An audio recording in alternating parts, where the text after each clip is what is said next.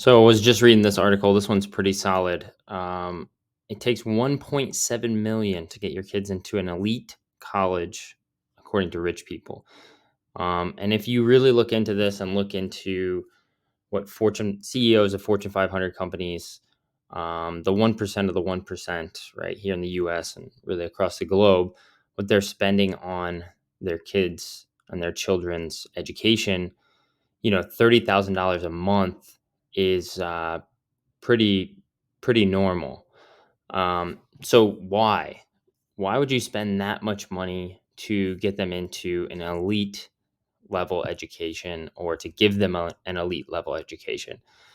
So you have to really consider that point of why it's so important when people like myself, people in the middle class, even rich families are sending their kids to public schools and spending you know, whatever amount they're looking to, but for some reason the elites are looking at education with a ton of value and dumping a ton of capital into it. Um, and so another thing to kind of consider, right, is look at here. I'll give you a couple names, and these names are all people that learned to read, write, and communicate all from home, right? Usually either under their parents or under the guidelines of um, maybe a private tutor or something along those lines, but it was all from home. So you have Abraham Lincoln, Benjamin Franklin, George Washington, Thomas Edison, C.S. Lewis, Alexander Graham Bell, Susan B. Anthony, and Mozart. All of them studied from home and learned to read, write, and communicate all from home. Right. So this point of education, I'm bringing this all up because in one of my last videos, I talked a little bit about how um, the seed of to really look at the starting point of anything and the seed of anything going into it, right? So all of these things that we get to in life, right?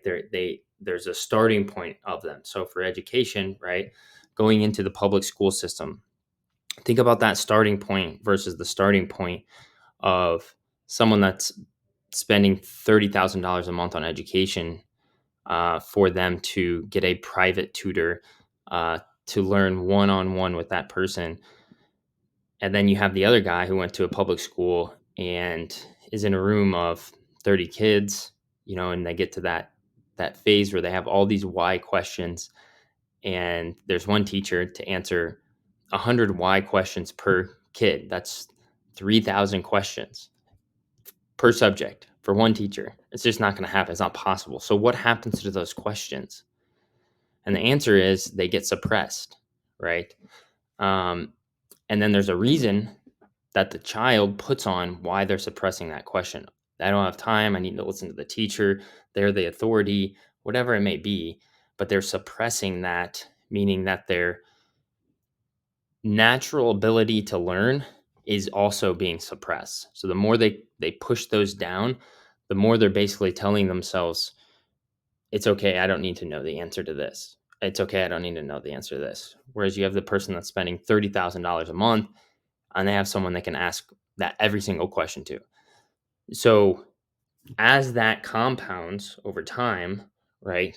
Think about the two, let's say 18-year-olds, the one that has gone through K through 12, where their parents are spending $30,000 a month to effectively educate them one on one with someone, or at least at a very high level.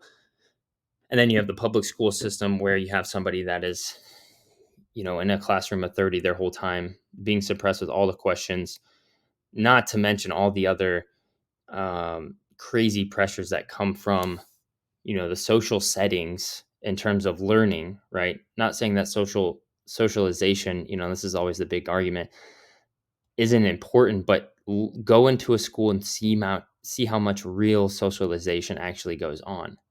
It's you have your recess and you have all that, and that's great, but it's not effective because we're not even being taught how to socialize effectively. We're not being how to treat one another like we want to be treated, right? So you have to look at these points and really consider, like, what is the end result, right? Who are the more, like, those two 18-year-olds right? Does one have an advantage over the other? And I think you can realize that it's without a shadow of a doubt, yes, right? And the more and more that happens, obviously, the more and the more and more of a divide that we have. So, something to really consider if you're a parent.